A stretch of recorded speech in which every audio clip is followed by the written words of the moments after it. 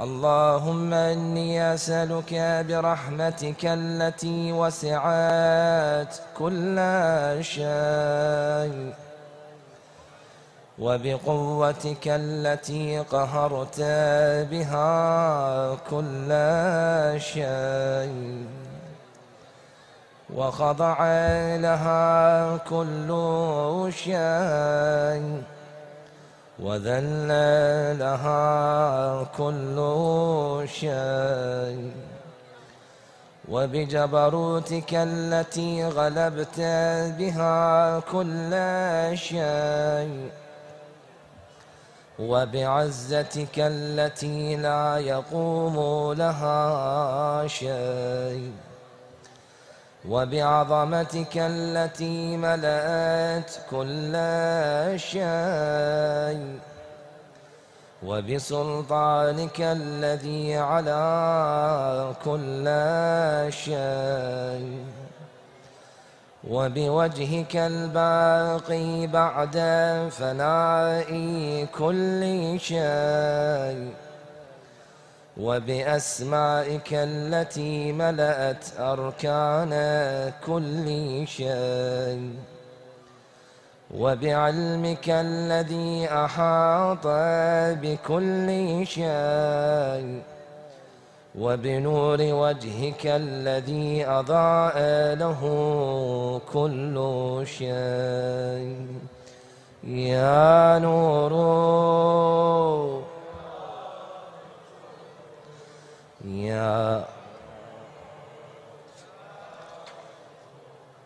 يا نور يا قدوس يا أولا ويا آخر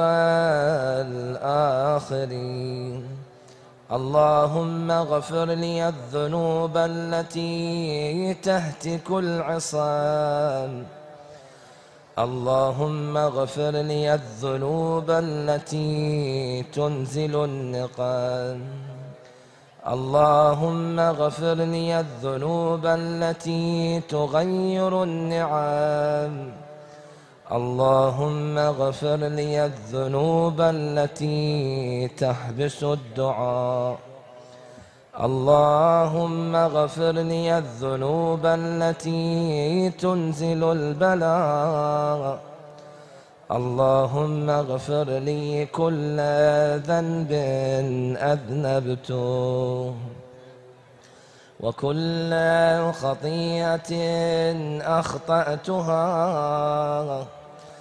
اللهم إني أتقرب إليك بذكرك وأستشفع بك إلى نفسك وأسألك بجودك أن تدنيني من قربك وأن توزعني شكرك وأن تلهمني ذكرك اللهم إني أسألك سؤال خاضع متذلل خاشع أن تسامحني وترحمني وتجعلني بقسمك راضيا قانعا وفي جميع الأحوال متواضعا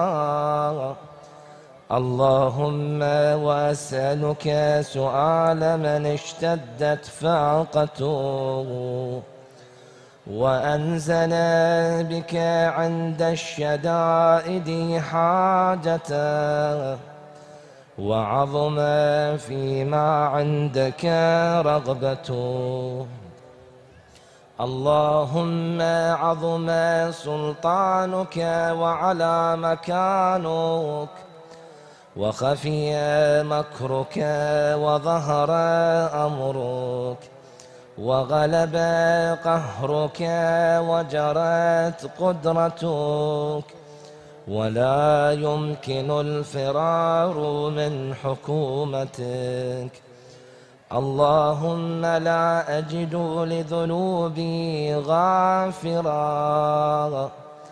ولا لقبائحي ساترا، ولا لشيء من عمل القبيح بالحسن مبدلا غيرك.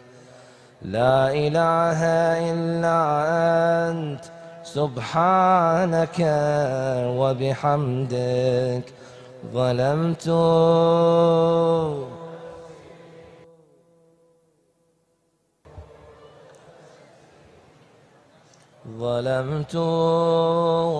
نفسي وتجرأت بجهلي وسكنت إلى قديم ذكرك لي ومنك علي. اللهم مولاي كم من قبيح سترته، وكم من فادح من البلاء أقلته، وكم من عثار وقيته، وكم من مكروه دفعته، وكم من ثناء جميل لست أهلا له نشرته. اللهم عظم بلائي وأفرط بي سوء حالي، وقصرت بي أعمالي، وقعدت بي أغلالي، وحبسني عن نفعي بعد آمالي، وخدعتني الدنيا بغرورها، ونفسي بجنايتها، ومطالي يا سيدي فأسألك بعزتك ألا يحجب عنك دعائي سوء عملي وفعالي، ولا تفضحني بخفي ما اطلعت عليه من سري، ولا تعاجلني بالعقوبة على ما عملته في خلواتي من سوء فعلي وإساءتي ودوام تفريطي وجهالتي وكثرة شهواتي وغفلتي. وكن اللهم بعزتك لي في كل الأحوال رؤوفا، وعلي في جميع الأمور عطوفا. إلهي وربي من لي غيرك، أسأله كشف ضري والنظر في أمري. إلهي ومولاي أجريت علي حكما اتبعت فيه هوى نفسي، ولم أحترس فيه من تزيين عدوي، فغرني بما أهوى وأسعده على ذلك القضاء، فتجاوزت بما جرى علي من ذلك بعض حدودك، وخالفت بعض أوامرك، فلك الحجة علي في جميع ذلك، ولا حجة لي فيما جرى علي فيه قضاؤك. وألزمني حكمك وبلاؤك، وقد أتيتك يا إلهي بعد تقصيري وإسرافي على نفسي، معتذرا نادما منكسرا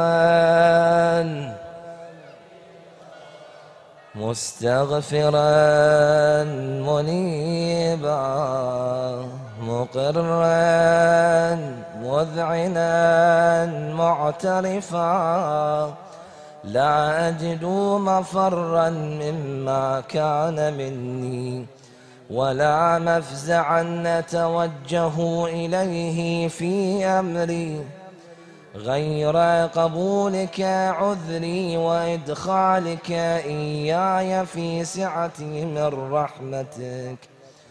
اللهم فاقبل عذري وارحم شدة ضري وفكني من شدي وثاقي.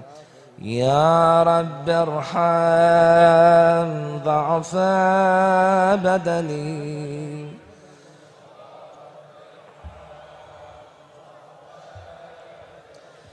يا رب ارحم ضعف بدني ورقة جلدي ودقة عظمي.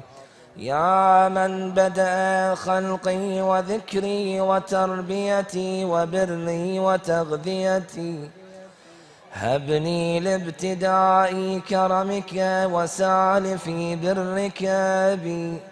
يا إلهي وسيدي وربي، أتراك معذبي بنارك بعد توحيدك وبعد ما انطوى عليه قلبي من معرفتك ولهج به لساني من ذكرك واعتقده ضميري من حبك، وبعد صدق اعترافي ودعائي خاضعا لربوبيتك، هيهات أنت أكرم من أن تضيع من ربيته أو تبعد من أدنيته أو تشرد من آويته أو تسلم إلى البلاء من كفيته ورحمته. وليت شعري يا سيدي وإلهي ومولاي، أتسلط النار على وجوه خريت لعظمتك ساجدة وعلى ألسن نطقت بتوحيدك صادق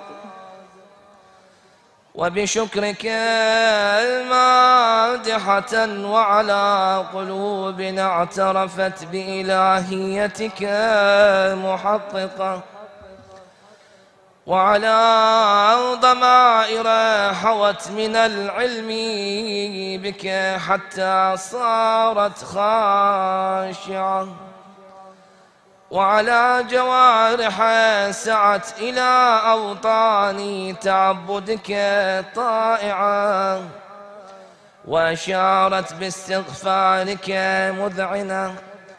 ما هكذا الظن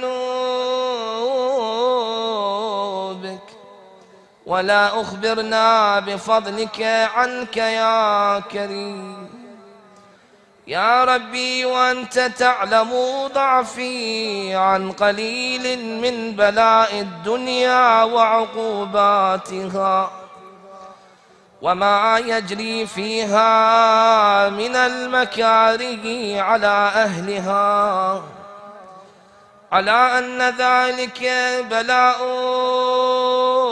ومكروه قليل مكثور يسير بقاؤه قصير مدته، فكيف احتمالي لبلاء الآخرة وجليل وقوع المكاره فيها وهو بلاء تطول مدته ويدوم مقامه ولا يخفف عن أهله، لأنه لا يكون إلا عن غضبك وانتقامك وسخطك.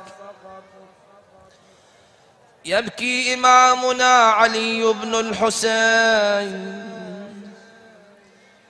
وينوح أبكي وما لي لا أبكي،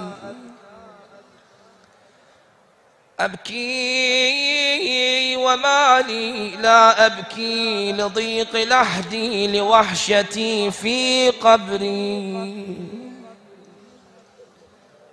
أبكي وما لي لا أبكي لخروجي من قبري عريانا حاملا ثقلي على ظهري. أنظر مرة عن يميني وأخرى عن شمالي، إذ الخلائق يومئذ كل في شأن يغني.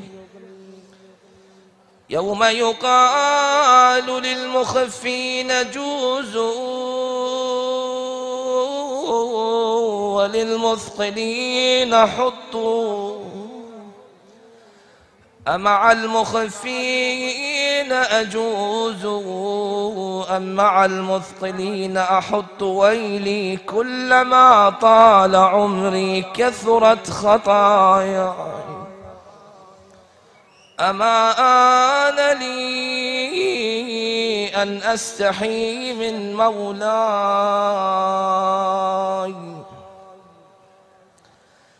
وهو بلاء تطول مدته ويدوم مقامه ولا يخفف عن أهله، لأنه لا يكون إلا عن غضبك وانتقامك وسخطك، وهذا ما لا تقوم له السماوات والأرض. يا سيدي فكيف بي وأنا عبدك الضعيف الذليل الحقير المسكين المستكين. يا إلهي وربي وسيدي ومولاي، لأي الأمور إليك أشكو، ولما منها أضج وأبكي لأليم العذاب وشدته، أم لطول البلاء ومدته؟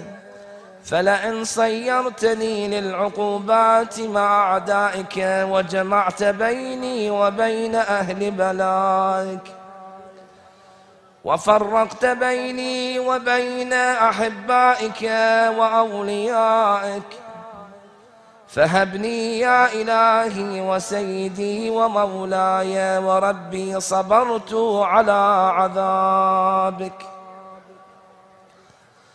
فكيف أصبر على فراقك وهبني صبرت على حر نارك؟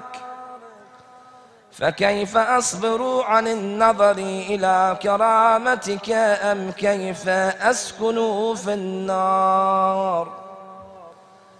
ورجائي عفوك فبعزتك يا سيدي ومولاي أقسم صادقا،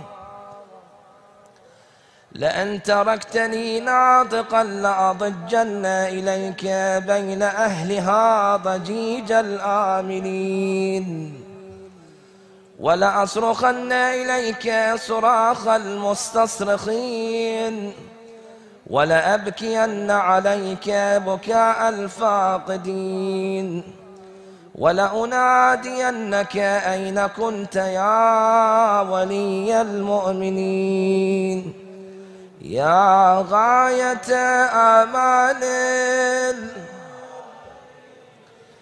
يا غياث، يا حبيب قلوب الصادقين، ويا إله أفتراك سبحانك يا إلهي وبحمدك تسمع فيها صوت عبد مسلم سجن فيها بمخالفته، وذاق طعم عذابها بمعصيته، وحبس بين أطباقها بجرمه وجريرته، وهو يضج إليك ضجيج مؤمل لرحمتك، ويناديك بلسان أهل توحيدك، ويتوسل إليك بربوبيتك يا مولاي، فكيف يبقى في العذاب وهو يرجو ما سلف من حلمك؟ أم كيف تؤلمه النار وهو يأمل فضلك ورحمتك؟ أم كيف يحرقه لهيبها وأنت تسمع صوته وترى مكانه؟ أم كيف يشتمل عليه زفيرها وأنت تعلم ضعفه؟ أم كيف يتغلغل بين أطباقها وأنت تعلم صدقه؟ أم كيف تزجره زبانيتها وهو يناديك يا ربه؟ أم كيف يرجو فضلك في عتقه منها فتتركه فيها؟ هيهات ما ذلك الظن بك، ولا المعروف من فضلك، ولا مشبه لما عاملت به الموحدين من برك وإحسانك.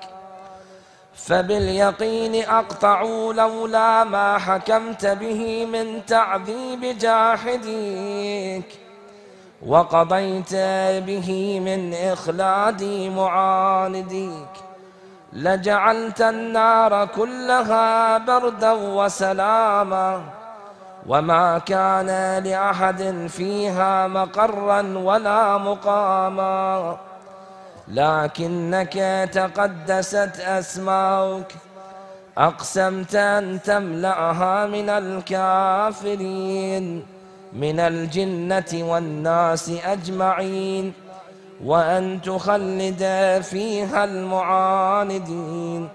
وأنت جل ثناؤك قلت مبتدئا، وتطولت بالإنعام متكرما، أفمن كان مؤمنا كمن كان فاسقا لا يستوون.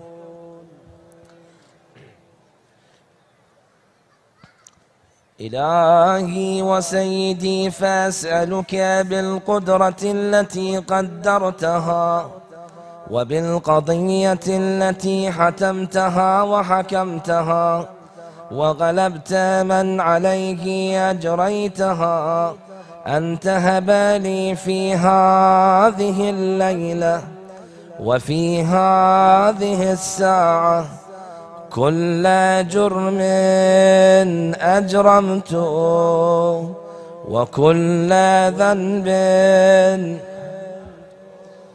وكل قبيح أسررته وكل جهل عملته، كتمته أو أعلنته، أخفيته أو أظهرته، وكل سيئة أمرت بإثباتها الكرام الكاتبين الذين وكلتهم بحفظ ما يكون مني، وجعلتهم شهودا علي مع جوارحي، وكنت أنت الرقيب علي من ورائهم والشاهد لما خفي عنهم، وبرحمتك أخفيته وبفضلك سترته، وأن توفر حظي من كل خير تنزله أو إحسان تفضله أو بر تنشره أو رزق تبسطه أو ذنب تغفره أو خطأ تستره. يا ربي يا ربي يا رب.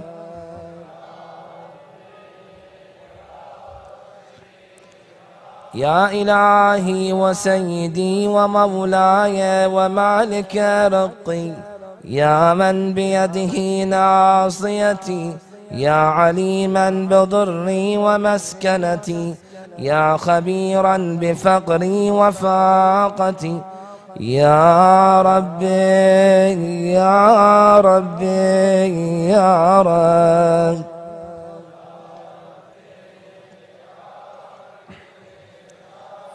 أسألك بحقك وقدسك وأعظم صفاتك وأسمائك أن تجعل أوقاتي في الليل والنهار بذكرك معمورة وبخدمتك موصولة وأعمالي عندك مقبولة، حتى تكون أعمالي وأورادي كلها وردا واحدا، وحالي في خدمتك سرمدا. يا سيدي يا من عليه معولي، يا من إليه شكوت أحوالي، يا ربي يا ربي يا رب.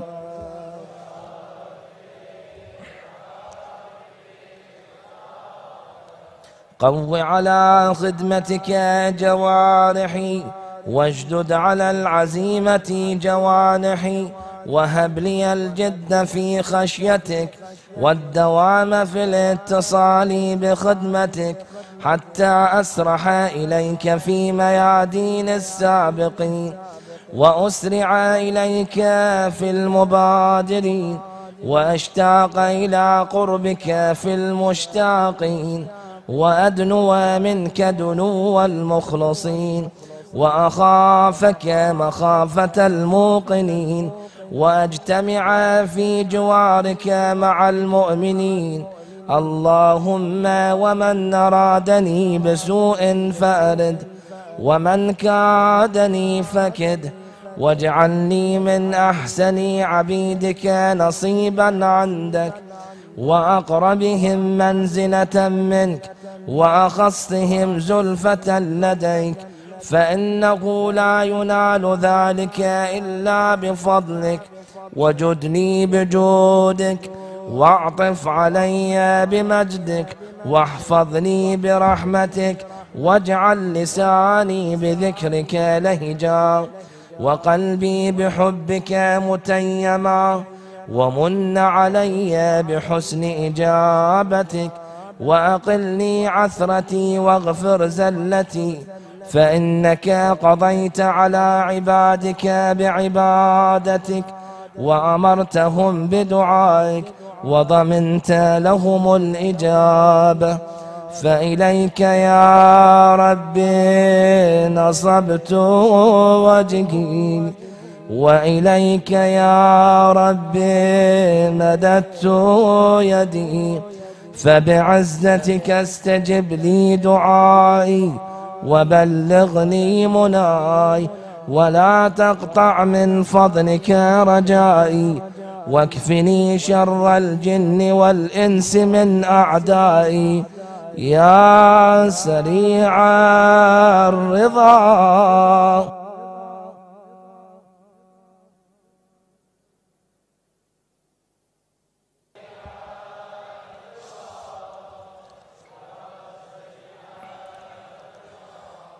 اغفر لمن لا يملك إلا الدعاء، فإنك فعال لما تشاء. يا من اسمه وذكره شفاء، وطاعته غنى، ارحم من رأس ماله الرجاء، وسلاحه البكاء. يا سابغا يا دافعا يا نورا يا عالما لا يعلم، صل على محمد وآل محمد، وافعل بما أنت أهله. وصلى الله على رسوله والأئمة الميامين من آله، وسلم تسليما كثيرا.